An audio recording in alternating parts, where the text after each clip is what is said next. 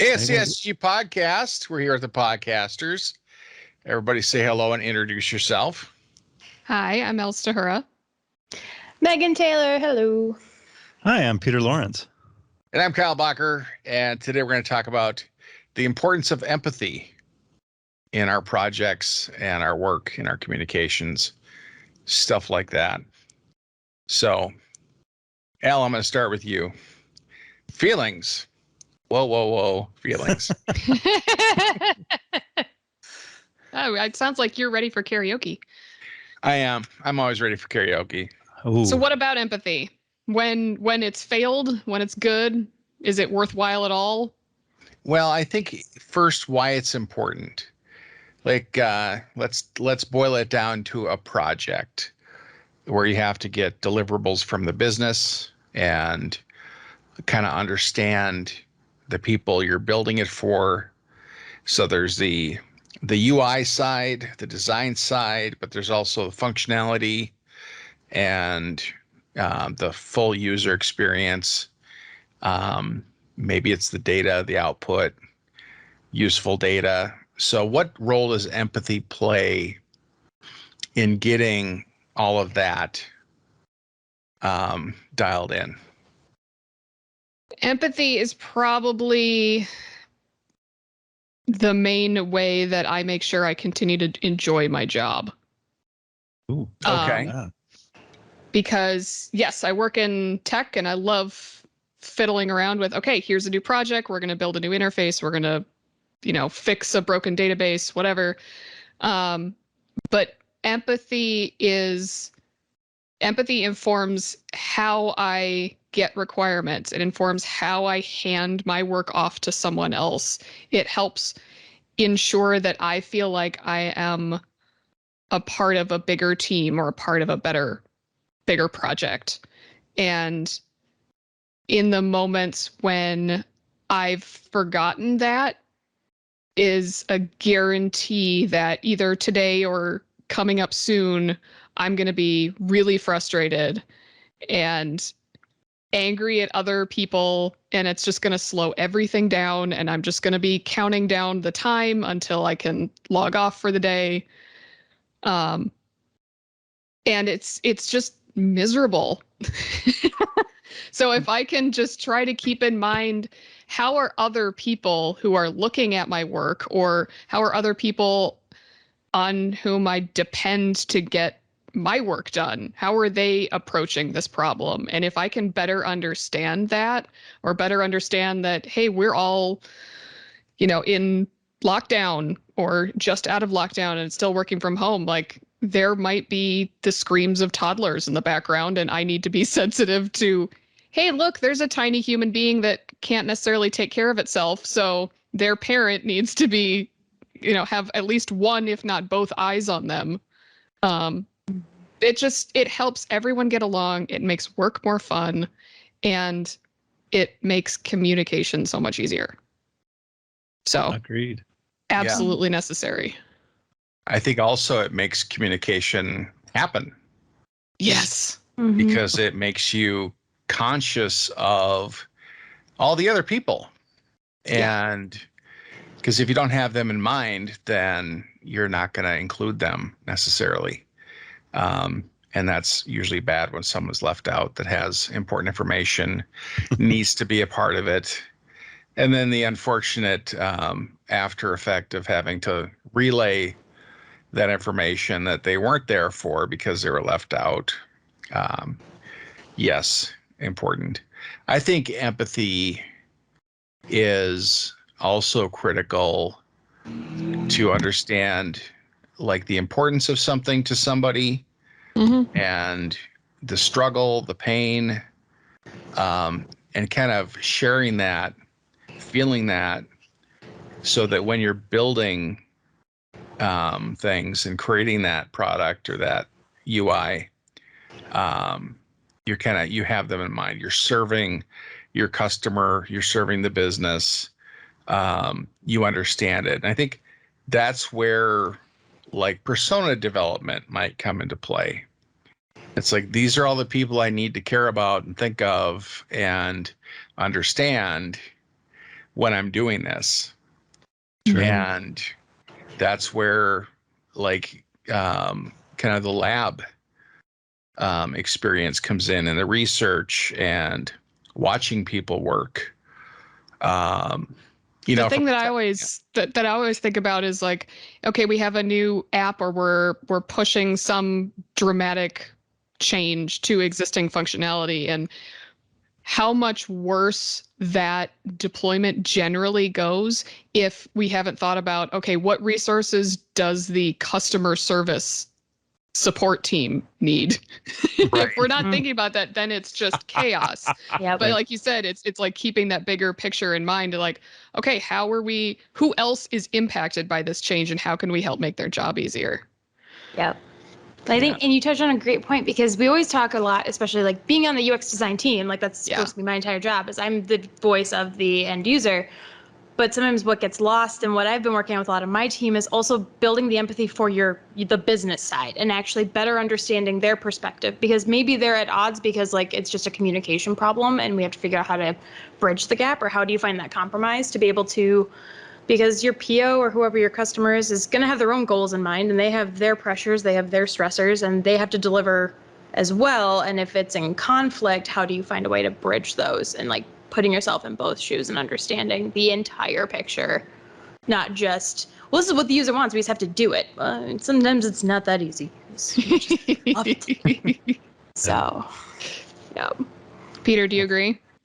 I agree. I always approach, and I try really hard, even on the bad days, try really hard to pretend that everybody wants the best for me. They are doing their best, and if they're late, if they don't seem to care, it's not that they don't care. They want the best for me, but they just don't have the bandwidth right now, or something like that. And try to let things slide. Another phrase that always gets me is, you don't really know what's going on in their life, right? Mm-hmm.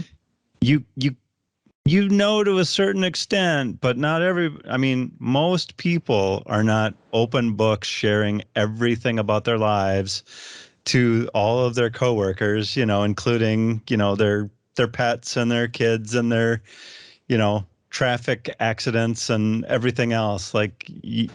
So they might be having a worse day than you are, for sure. And, it's better just to be like, okay, we're just going to let this go. Maybe there's something else I can work on, and have a little empathy for that person at the moment, and say, something's going on.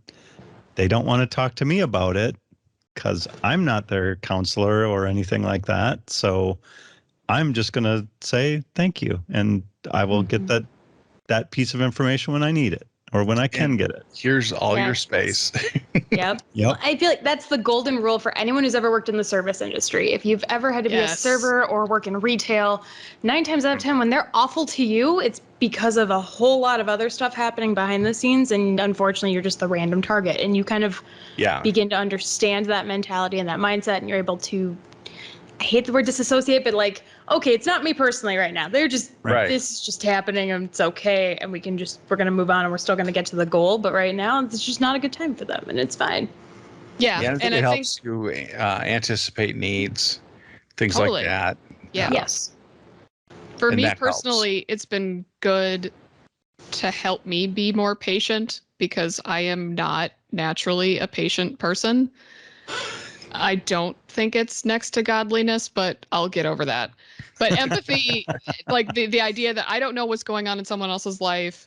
They are trying, just assuming like everybody's trying to do a good job and trying to be helpful. Like, okay, that helps me remember, like, I do need to be a little bit more patient. I do need to just take a step back. And if another person doesn't meet my expectations, or whatever that strange phrase is, then that just means that maybe I need to adjust what my expectations are, or and try something different, or work with someone else to give that first person some breathing room and space, or Yeah, I think the assuming positive intent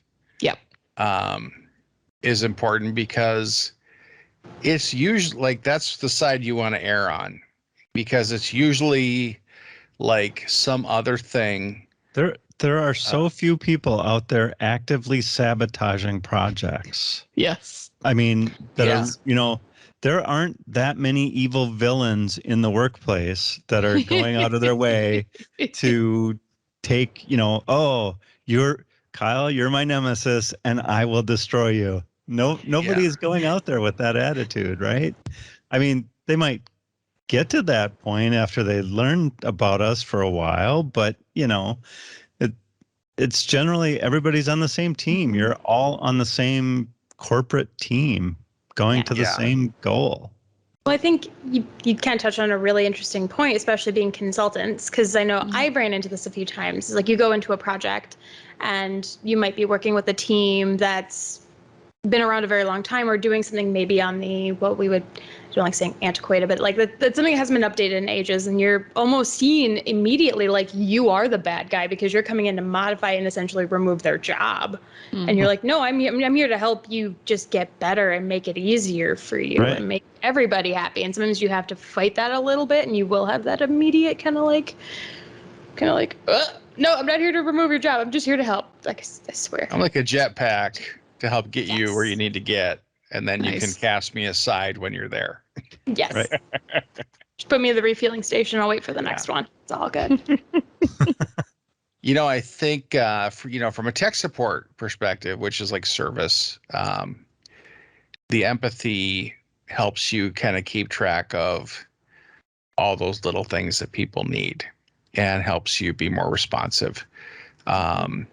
If you get overwhelmed by, tickets and you have a really large user base, it's easy to stop seeing the people behind the ticket and that they're suffering with this problem. And maybe it's a problem you can fix in 5 minutes. And maybe they know that. And it's been a week or 2 weeks. How long could this possibly take? Did How you many lose 5 my minutes? ticket? Yeah. Yeah. And then it's understanding that they're out there waiting for you. And that can be a double-edged sword, because if you're just overwhelmed and you got way too much to do, if you're feeling too much empathy and you're kind of taking on their emotional baggage about those issues, you're in a kind of an impossible position. And I think you have to maybe distance yourself a little bit and say, well, I can only do what I can do. And then communicate and try to set expectations. Because if you set expectations, the likelihood that those people are frustrated will be less. And I think you touched on a huge piece for that. I struggled with, I'm a high empath. Like, it's so hard for me not to sometimes take on other people's emotions when they're talking to me. And it's like it can build up and up and up. And I didn't know for a long time how to handle it when it became too much, or how to identify when it was too much for myself and when I needed those breaks. And the struggle to get through that and realize, nope, okay, here's what I need to do to be able to take care of myself. Because I find, especially being an empath, that like, if I ever tried to do anything just for me, I felt very selfish. It felt very like, oh my God, I'm a terrible human being, because how dare I want to take care of, just think about myself and not answer that text or answer that call and give myself a break, and or like realizing, no, it's okay. I need to do this every once in a while, because I can't support everybody else if I can't support myself, if it makes sense. And that, Yeah. Put your own oxygen mask on first. Still feels weird when there's like a small child where you feel like you probably still want to help the little kid first. But like, I mean, I guess. It's in the little booklet. It says it right there. But it be still a shade feels tree, like you have to be like, you have to have leaves. Yeah, you have to be enough, a big enough tree to provide shade. And, if the tree dies, it's not going to help anybody. So you do have to take care of yourself first. And you can help people with problems without taking on their problems as if they were your own. Like, you're going to have enough problems of your own in life in general. Like, to go around and start collecting other ones to feel bad about or to deal with isn't always a good thing. But you can kind of detach a little bit, and too much empathy can, I think, can be harmful. Well, and I think there's empathy of understanding, and then putting yourself in their shoes versus empathy to take on all of their stress and anger and everything else, right? It's good to have sort of like, oh, I understand where they're coming from, but not, I'm mad at the same people they are. We're gonna form a 2-person team and go conquer. That's when it starts to become kind of codependent. Right. Yes. Yeah. And like people want you to understand their feelings and that they're having them. Right. But no one wants to like dump their suffering on somebody else. Like, here, you can suffer too, right along with me. Now, misery doesn't like company, but there's that famous saying for a reason, right? Yeah. But that company doesn't need to like be experiencing all that pain and suffering necessarily. I think sometimes you don't even realize you're doing it. I sometimes think, because like I've had very good friends or whatnot that didn't even realize they were putting me through pain too, when they were like, they're in a not great place. So then all of a sudden it's on me, and it's like, if I didn't agree, it just became worse, and it just became a whole thing. And it's just, it's you when figure out how to take empathy care of is yourself. thrust upon you. Like, Yes. yeah. I think, back to kind of projects and working with the business, everybody kind of has a job to do and has a mission. And, it's like when you take on that mission with the business, with the group, and that helps you see kind of the importance of the project. Like, wow, this is really going to do a lot of great things. This is really going to save time. This is really going to help people. And caring about it, right? It helps you get excited about it. Yeah. I did a project that the outcome was going to save people hours of time and hassle, and it's process automation and things like that, where the old way was it wasn't working too great, and but they'd always done it that way. Yeah, they always did it that way, and it was hard to get across the finish line.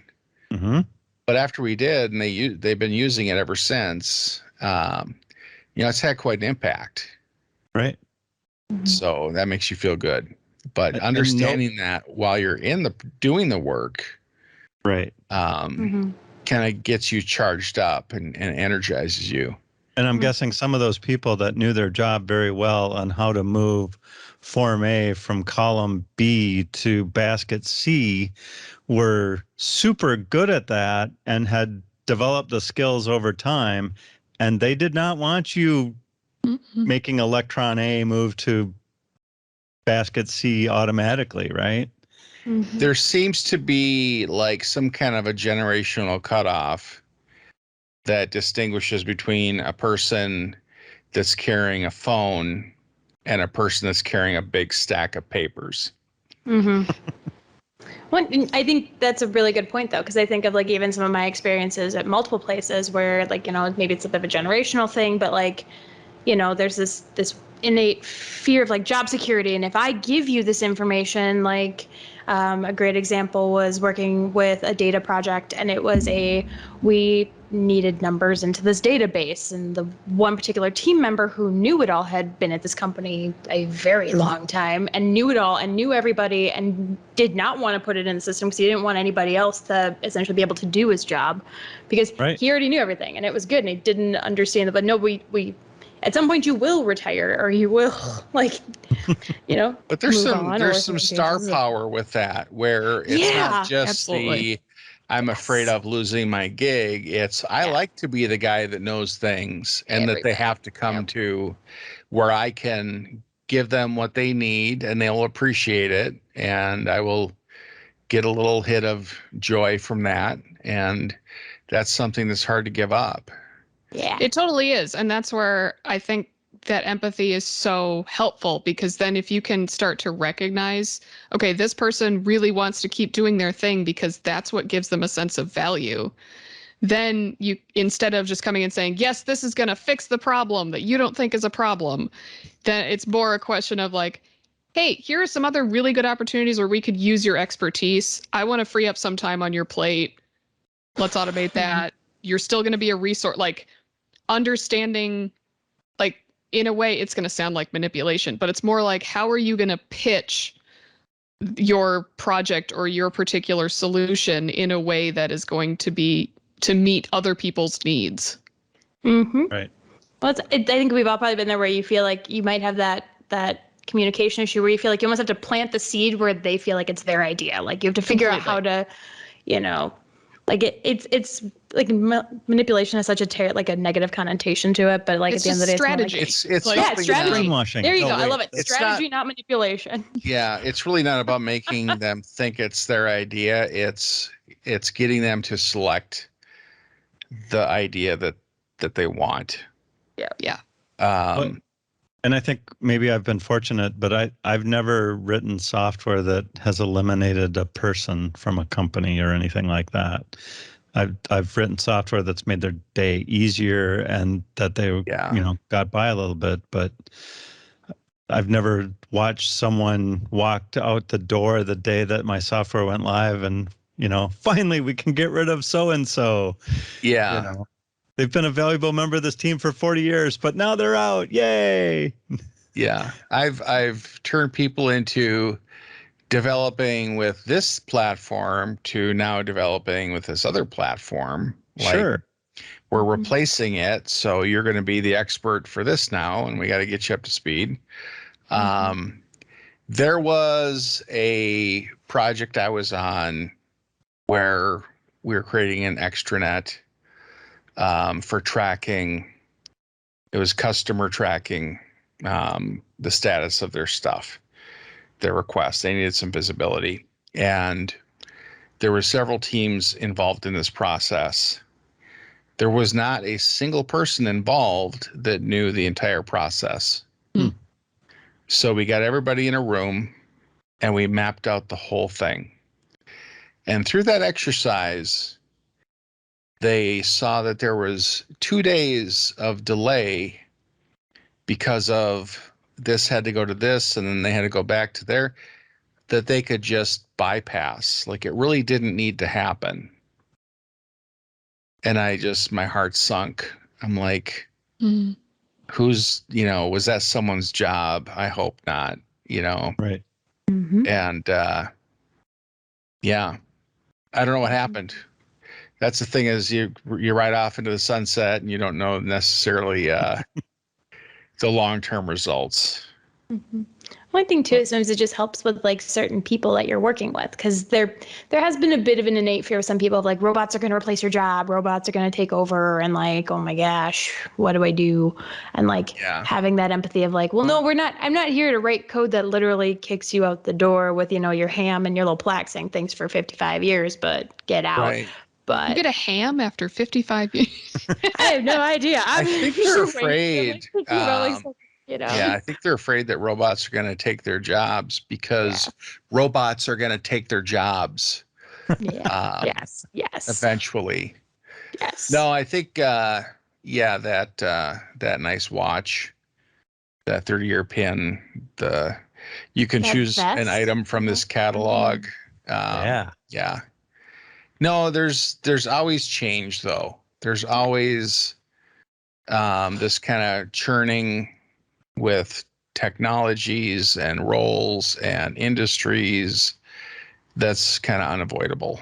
And you hope you just keep finding something. But I think that's, empathy, that there's people that are sensitive to, their job in the climate they're working in. Maybe it's one of those, we run really lean places, and if you're seen as extra, it's not going to be good for you. So the understanding culture helps, and Huge. Yeah. Yeah. Always.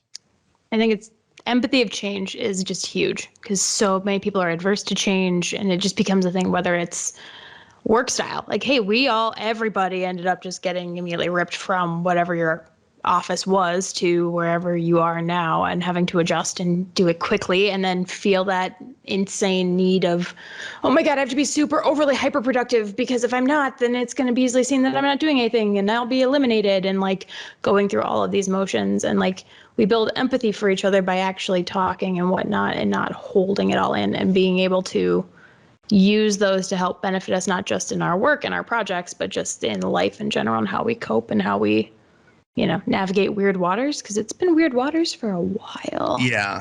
But that brings up a good point though, is you kind of have to get in the same room or on the same call.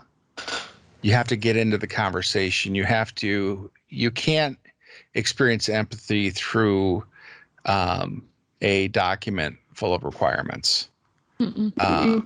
So like if you can get the people on your project involved at some level, invited to, it's like we should meet.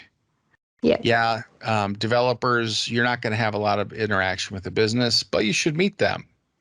Right. And we should talk about what they do and what's important and things like that. And then maybe we do these personas that represent those people that you've met and understand now to look at when you're developing things and making decisions. How is this going to impact this type of person that's less technical? Okay, so one really interesting thing is you mentioned personas a couple of times and building empathy for a specific user. And one thing that I have been finding, especially a lot when I'm on projects and whatnot, is the personas are like a great thing, but sometimes can also be a negative, because what we really need, what I try and get more people to focus on, is what's the empathy for the problem. And what are we trying to solve? Because sometimes they get too hung up on, well, that person's that generation, and they can dismiss it, which can be really get hung up. Versus, hey, no, we're building empathy around this problem. So we have a very large user base that we know that we want to support that uses flip phones, and we want to be able to support them no matter who they are, backgrounds, ages, whatever. And then how can we help support that? To do that, do you do the journey mapping stuff? Yeah, I love journey mapping, touch point mapping. And then it's kind of fun. At a recent client, we did that, and we actually, underneath it, we layered out what the current roadmap was of our product and what aligned to the problems and what didn't, and where were the holes and what we needed to really look at. Awesome. And it was fantastic because it helped to really start a conversation with both business and even at the end of the day, not so much with the final users, because I had to speak for them essentially after the interviews, but it was fantastic because it was like, oh, light bulb. You aren't worried about where's my document. You're worried about where's my actual freight. Like, where's my shipment? Oh, okay, so here's a bit of a disconnect, and here's where we need to switch. And it was a fantastic moment. So it's more empathy for problems. Well, I think with the UI, UX, that stuff has really clicked in the last 5 to 10 years. Let's say 5, but it just really has kind of solidified for people. The understanding has permeated the industry now, where it's like, wow, this is incredibly important. And so there's been some really cool tools and techniques that have evolved with that. And journey mapping is one of those. Right. It's like we figured out how we can transfer this knowledge to these people, where if we had to talk about it or we had to just write it down in words, it's not going to really make sense. But when we can have all this stuff lined up and say, okay, this is when this happens, and our system is going to do this and operate this way, and this is how these people are going to use it, and then this is when this doesn't happen. Mm-hmm. Oh, Or even just how many other people are involved in a decision. Because like a lot of times when I'm doing that, I'm looking at it from like the big picture from the customer side or that end user. And it's like, okay, we'd only ever focused on one. It turns out there's 7 other whole people that are involved in that one decision that person's making that the focus was originally on. We need to look at what they're all using to contribute into this decision to be able to move this whole thing forward and better understand their whole problem space. Because it's like, oh yeah, it's not just one person. There's usually a team and they're all over the place and like, okay, gonna wrap our heads around this one real fast.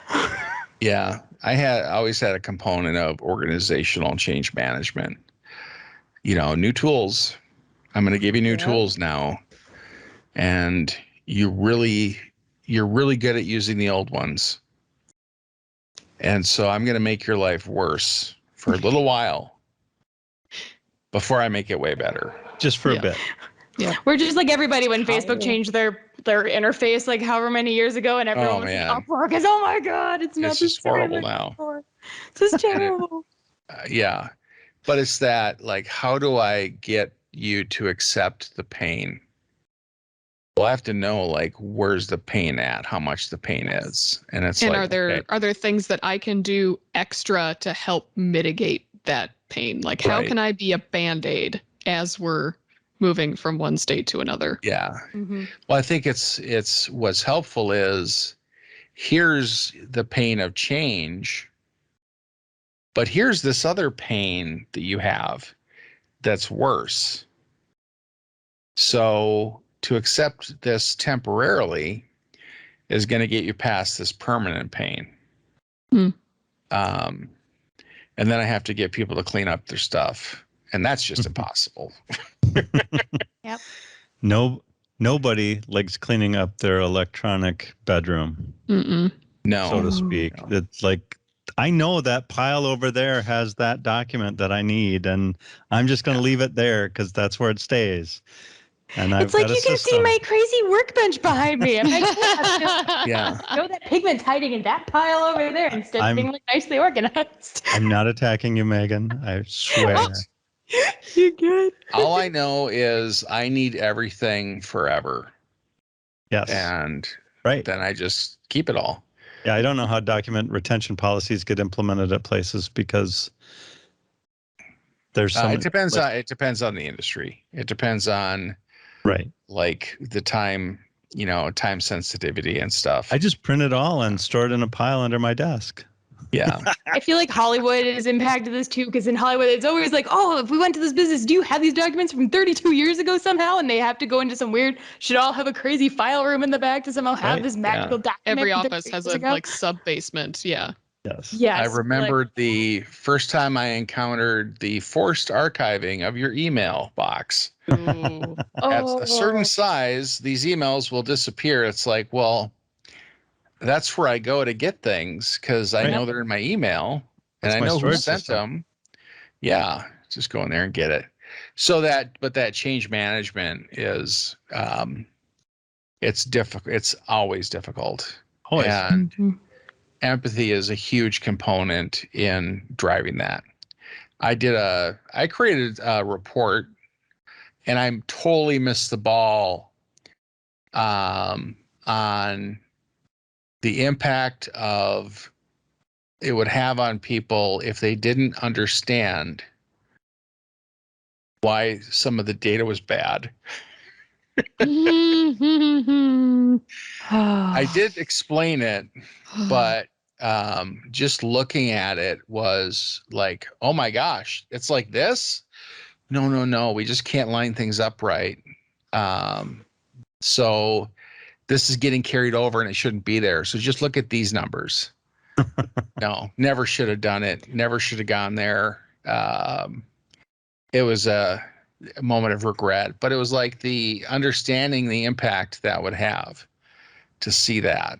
And like what was required, like it should have been presented with a discussion, not sent over.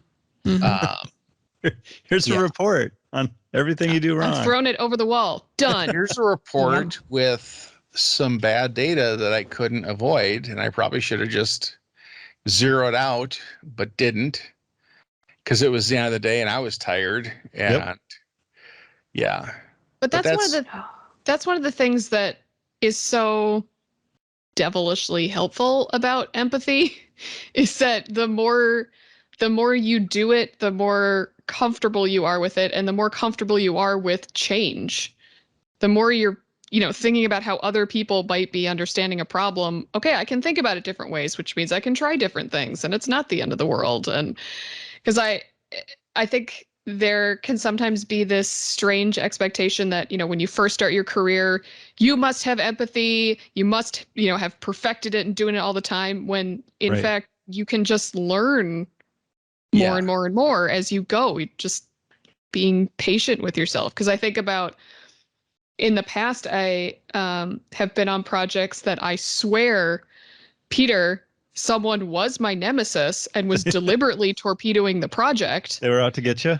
Exactly. But as as you move along in your career, you start to see like, okay, maybe they were torpedoing it, but it might be because they have a better sense of the politics of the organization or what other Right. projects Mhm. might be coming up. Right. Or just, I had, I had on a project, we had many different divisions, departments involved. And I had a division that said, we like to tank these things because we have zero time to do all the work that you're expecting us to do to make this change. So we Or- don't want it to go well. We don't Yeah. want it to happen fast. Like, that's bad Mhm. for us. this is the only way Your that we deadline. get budget to hire more people. Like, Yeah. Right. Your deadline and your goals and your dreams for this thing are killing us. and that's Yeah. something that there's no way you can know starting out or when you're just entering an Mhm. organization. You start to pick it up, which then means you start to become better at communicating, here's my perspective, here's where I'm coming from, here's why I'm making the decisions I'm making to other people to hopefully show Yeah. them how to do that as well. Yeah. I mean, I don't know if you've been around enough organizations where you've had the sort of starry-eyed newcomer that comes on board. Fresh out of school, and they've learned all their stuff and they know everything that there is to know, Oh man. and they need to make some changes. Yes. And I'm still and that it's like- guy. yeah, I've absolutely been that person. yeah, Yeah. it's like, oh, that's such a thoughtful thing. Let me just shoot down your points, one at a time with Yep. lots of reasons why we've tried that, and it is a great thing, but we just can't do that right now. And it's hard because nobody wants to, like, that newbie energy with, Yes. like, I'm going to take on the world. I'm going to work 80 hours a day, and this is the Wants best. to crush and- that spirit. Like, Yeah, you don't want Exactly. to. Right. But to try to redirect it a little bit or change it a little bit, and that comes with empathy, right? You've got to Yeah. understand, Mhm. like, oh, I remember when I really thought everybody else was wrong and I was the right one in the room, and I had all the Yeah. great ideas, and The best You best know. boss I ever had, probably 10 years ago, handled that so well, because I was absolutely that person who was just like, I have every energy and I have decided that you are doing everything wrong and we're going to overhaul every process because change is easy and fast. right. And he was great because he would take me on walks during our one-on-ones and would just ask questions about, okay, so if we're going to do this, how do you think that would impact this? When I tell you about just to start to not necessarily shoot it down or like kill that Right. energy, but just Yep. to Right. show me that there are things I'm not thinking about. Yeah, they give you enough information so that you can decide to shoot it down yourself. Yes. Yep, exactly. Oh, Yeah, that's so very helpful. brilliant. Because somebody just crushing.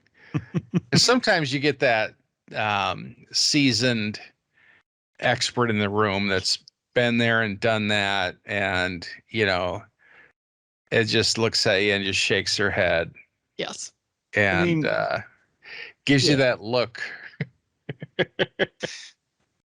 But I mean, there again, like, the look says a lot, right? I used to be you. I've Mhm. tried those things. I've been shot down. I'm going to shoot you down. But it's like, well, no, let's take an empathetic approach and let's Yep. try Yeah. to Yeah. explain the details that you Mhm. can't see from your fresh chair and Mhm. your new computer Yeah. monitors and things like that. And that's One of hard. those meetings, halfway through, the director of this department, I got to stop you and just tell you that this is a battleship, and it turns really slow. Right. You got to understand that this is not Mhm. a sailboat. This is a battleship. Yep. So, I appreciate your enthusiasm. Right. We can turn the battleship. It does turn, right? It It does doesn't have a always go in steering a straight wheel. It line. has a rudder. Yeah. Maybe we can get some tugboats to help us turn it a little bit faster. The little But, excavator, like in I the love Yeah. Panama Canal. Yes, exactly. Okay. Yeah. Slow your roll. But it's still good to have that enthusiasm and to have that Totally. energy, right? Like, Yes. oh, Yeah. I can direct your energy onto this project that nobody wanted to do, and you will care and you will do Yep. it. Yeah. Or So- if we do have small changes that we're making, okay, what's the guinea pig project that then you can get really excited about and help Mhm. cheerleader to the rest of the company? Right. Yeah. Exactly. Or even like It's- it can just help see the bigger picture. Because there's so many Totally. times like you focus on this one problem of it and you're like, oh my God, we need to do this, and this, and we have to, and you don't realize, but wait, no, this actually stems to all of these other things and all these Yeah. other things it touches. And that if you do that, by the way, oh, we just lost Facebook. So hey. If you pull this thread, everything's connected. Just, all of a sudden, oh God, it wasn't just that little Yeah. thing. Yeah. You know. And I this one field with this one number in it is really, really important to this Yes. one person Yes. and no one else. Right. Yes.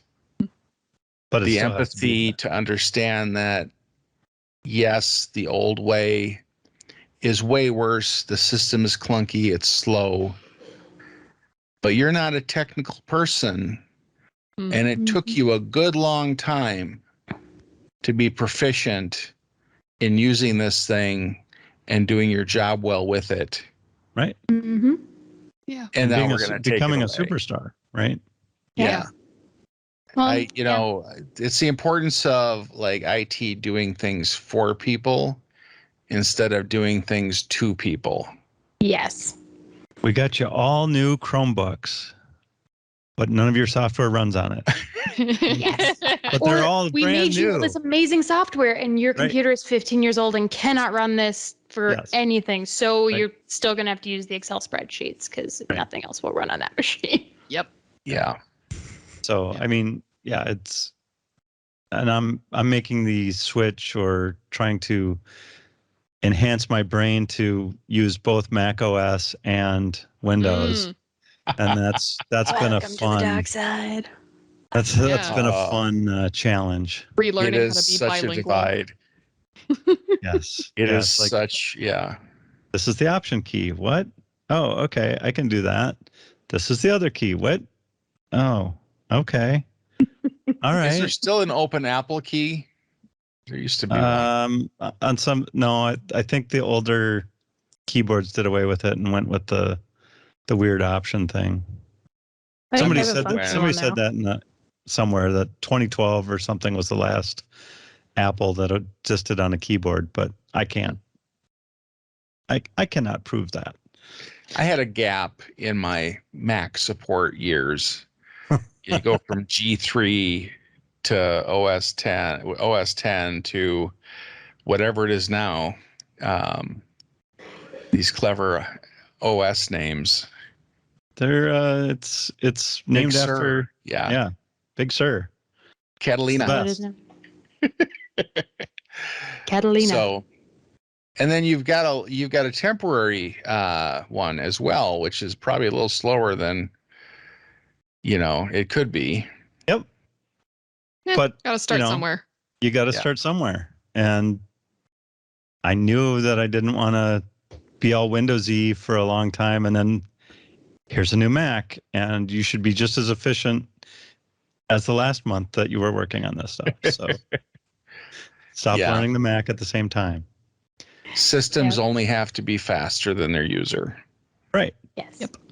But you know, Every it's- once in a while, to give myself a crash course on PC with my husband's machine on the other side of me. The joke is you walk into our office and you know whose is whose because he's the PC guy and everything of mine's silver Apple. So it's like that's right. silver side and everything is black. So, And it makes a difference. And they're both, fully capable of doing all the things, but Yeah. they do them Absolutely. all in their way. And Mhm. I did a study, and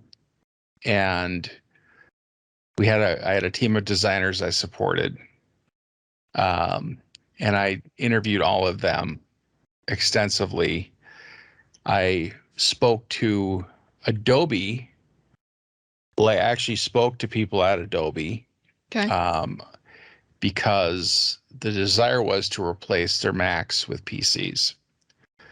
And after the study, it's like I went to my boss and I said, we can absolutely replace all of our Macs with PCs, right. but we will also have to find all new designers because not one of these people is going to accept that. Right. And that was it. Like, that's the thing is, I got in their heads. I felt their pain. I understood their attachment Yeah. to these things and how good they were at using them. Those and it's like- shortcut keys, they just work. And those fingers, they Yeah. just learn it. Yep. Once Which I is got exactly- them a common font repository, so they all had the exact same fonts they pulled from, life was golden. That was it. That's exactly why being in consulting, there have been a couple times where I've been offered, like, do you want a PC or do you want a Mac? My answer is just, okay, what does your team use? Right. Because it's going to be a lot more complicated if we're on different OSs and I thought you were going to say, what does your team use so that I don't show up I get with the a different opposite? one and they hate me because I'm a PC user and they're all Mac people. You're talking to the one who's always in the room with all the PC people and the Apple, and everyone's looking like, oh yeah, you're the designer, aren't you? And I'm Designer. like, Yep. yeah. So you get a Hi, pass. how's it going? You get a pass. We understand. I try. But honestly, Education and design. I mean, you're more empathetic, Elle, when you have the Yes. same computer as everyone else rather than, I mean, it's bad enough that as a consultant, when you start at a place, generally you've gotten the new computer, yeah. even though the person that you work with might have a 2-year-old or 3-year-old computer. And they're due for replacement and it's coming any day now, but the day that you start, you have a brand new computer. Yeah. So Sometimes. Yeah. sometimes. I mean, Yeah. yes, there's all the flavors, but Yes. it's challenging, right? Like, oh, Yeah. you've got the fast computer. Well, it's going to take a little bit longer on my computer. Okay. Mhm. Well, I would love to switch with you, but I know it's going to take you 3 months to move from your old computer to the new computer. Well, no matter what happens, like when I would go in, I'm getting a new computer. You might not start me with a new one, but but then we're going to have the conversation of like probably this much time per day, Right. then per week, then I'm going to be here Are you this willing long. to spend this many extra hours on my slow computer? Okay. That's your choice. Yeah. Kyle, I feel like we're having a flashback to my conversation with you at the beginning of the year. Uh-oh. Kyle, Were you I don't empathetic, think I Kyle? have big files anymore. Can you help me, please? I love giving people what they need to do their job well. Right. It's not for me, it's not even there's no fight there at all. It's, are you able to do what you need to do? Is it working well for you? No. All right. It's time for a change. There's no other answer to that, because it's like, it's every day, all day long. Oh yeah. It's like the importance of having a good mattress. Yep. Like, you're sleeping on it every night. Spend the money. Why are you suffering? Yeah. Why I upgraded my monitor, and I've never regretted it. Yay. And it's been Yep. my best. Oh man, I love it. I have told many stories about that monitor, Megan. I can only imagine. A lot of people, I think, have when they realize that. They're like, wait, what? And I'm like, yeah. And you were to tell no one about it. That's Wait. Thank goodness we're recording. yeah. Hey, we didn't pay for it. To be fair, I paid for it myself, as did you not cover this monitor in any way, shape, or form. That's sometimes, like, I have like done that where I will buy something with my own money because It's worth I it. can't really justify it. Mhm. I can't explain it. It won't be approved. I can't get there, Right. but I want it. Yeah. Mhm. Well, and I mean, I have a stupid keyboard that I've hauled to clients. Why? Because my fingers know that keyboard, Yep. Yeah. and it's the same Oh, one I I have at had- home. And how much was it? Not a lot.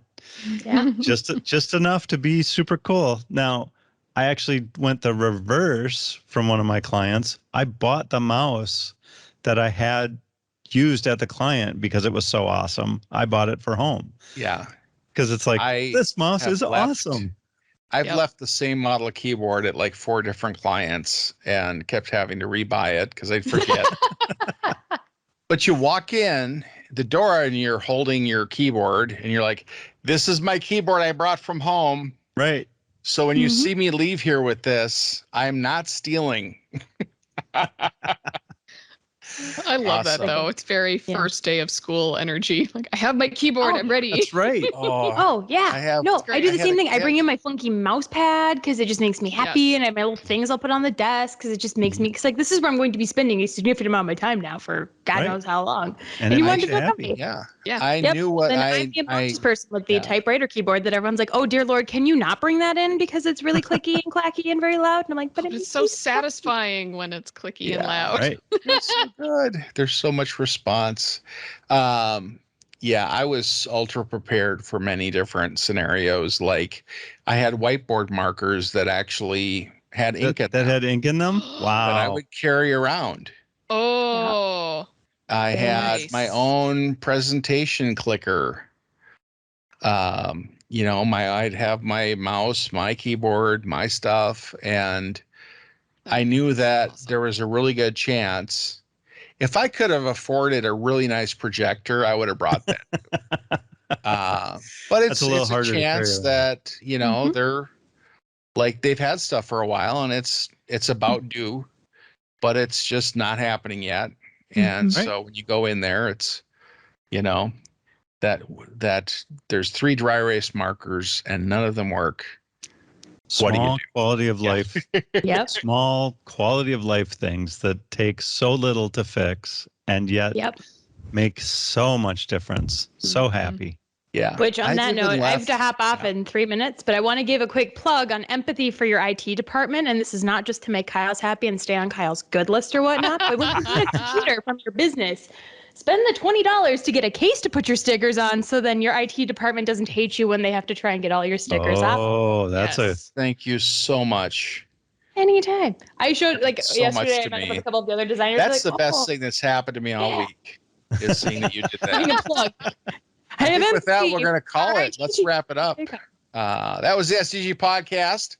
Thanks for listening. If you want to get a hold of us, drop us an email at thepodcasters@solutiondesign.com. Until next time, say goodbye, everybody. Goodbye, Bye. everybody. everybody. Bye.